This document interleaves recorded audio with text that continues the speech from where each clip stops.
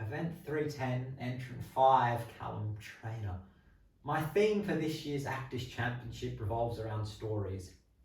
Telling them, asking questions about them, and also telling others how we'd like our own stories to be told or our plays to be performed. My first piece comes from Shakespeare's Hamlet, and in the scene we see the famous Prince of Denmark tell his players how he'd like his story to be told and his play to be performed in an attempt to lure out a reaction from his uncle.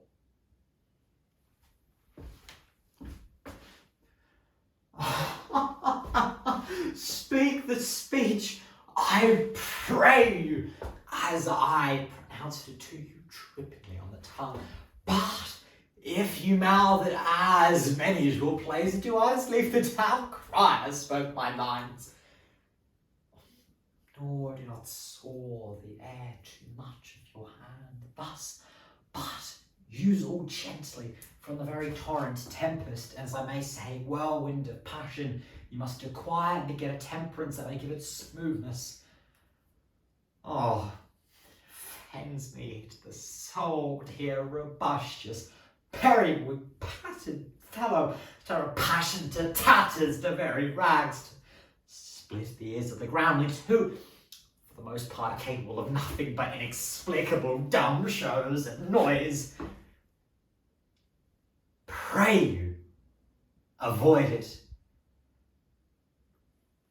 Be not too tame neither, but let your discretion be your tutor to the action, to the word to the action. For this special observance, or set not the modesty of nature for anything so overdone, is from the purposes of playing, whose end both for the first and now was and is to hold as 'twere a mirror up to nature, to show virtue her own feature and scorn her own image, the very age and form of the time, his body and pressure.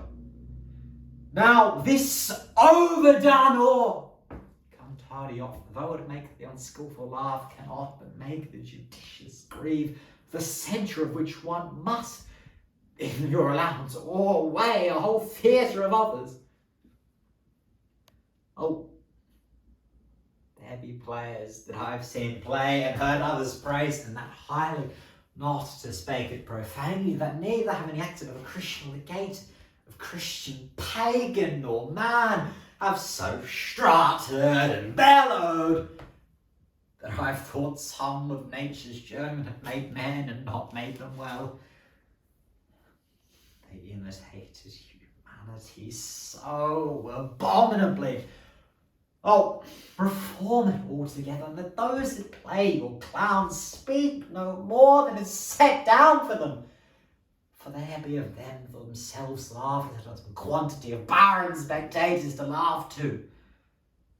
Though, in the meantime, some necessary question of the play be then to be considered.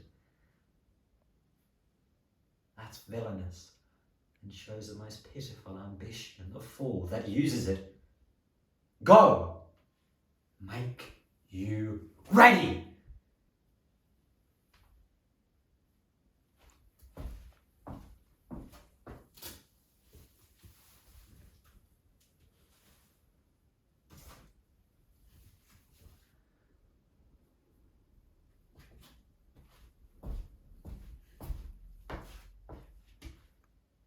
In the second piece of my program, we see a Vietnam War veteran tell his story about his time in Vietnam.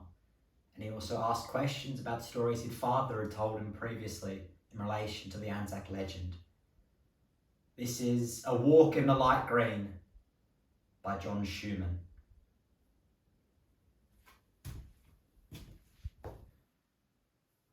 Mum and Dad and Danny saw the passing out parade at Pacapanyo. It was a long march from cadets. The 6th Battalion was next to turn as me drew the card. Big Canungra and Shellwater before we left. In Townsville, behind the footpaths, we marched down to the quay. This clipping from the paper shows us young and strong and clean. And there's me and me slouch out with me SLR and greens. God help me. I was only 19. Vung Tau riding Chinooks to the dust at Nui Dat. I'd been in and out of choppers now for months. We made our tents a home, 30B and pin-ups on the lockers and an Asian orange sunset through the scrub. Can you tell me, Doctor, I still can't get to sleep. By the night time's the jungle dark and a bark in M16. What's this rash that comes and goes? Can you tell me what it means? God help me. I was only 19. A 4-week operation. On each step. Coming your last one on 2 legs. It was a war within yourself. But you wouldn't let your mates down till they had you dusted off, so you closed your eyes and thought about something else. And someone yelled out, "Contact!" And the bloke behind me swore we hooked in there for hours, and a God almighty roar. Frankie kicked a mine the day that mankind kicked the moon. God help me. I was going home in June. And I can still see Frankie drinking tinnies in the Grand Hotel on a 36-hour rec leave in Vung Tau. And I can still hear Frankie lying, screaming in the jungle till the morphine came and killed the bloody row. And the Anzac legend didn't mention mud and blood and tears. And the stories that my father told me never seemed quite real. Caught some pieces in my back that I didn't even feel. God help me.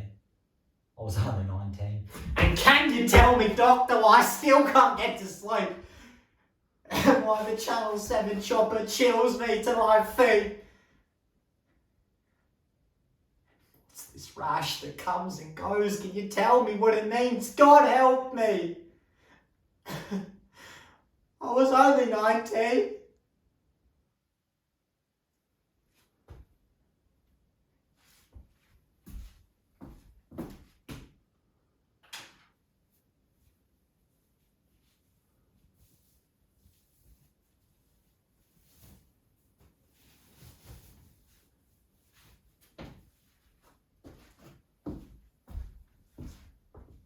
The third and final piece of my programme comes from Jez Butterworth's The Ferryman, and in the scene we see the character of Dermot tell his story of his experience at the funeral of infamous RAA leader Bobby Sands.